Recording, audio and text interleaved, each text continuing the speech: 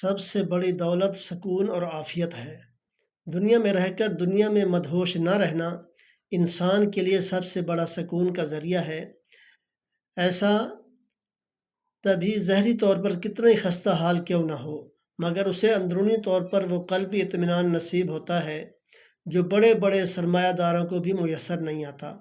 اس لیے حضور نبی کریم صلی اللہ علیہ وسلم نے ارشاد فرمایا، الزہد فی الدنیا یریح القلب والجسد۔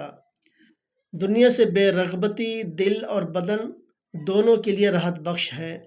دنیا میں سب سے بڑی دولت سکون اور عافیت ہے۔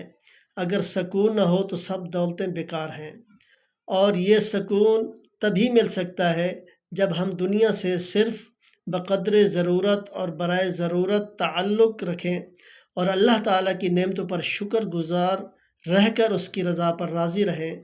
حضرت لقمان حکیم نے ارشاد فرمایا کہ دین پر سب سے زیادہ مددگار صرف دنیا سے بے رغبتی ہے، کیونکہ جو شخص دنیا سے بے رغبت ہے وہ خالص رضائے خداوندی کے لیے عمل کرتا ہے، اور جو شخص اخلاص سے عمل کرے اس کو اللہ تعالیٰ اجر و ثواب سے سرفراز فرماتا ہے۔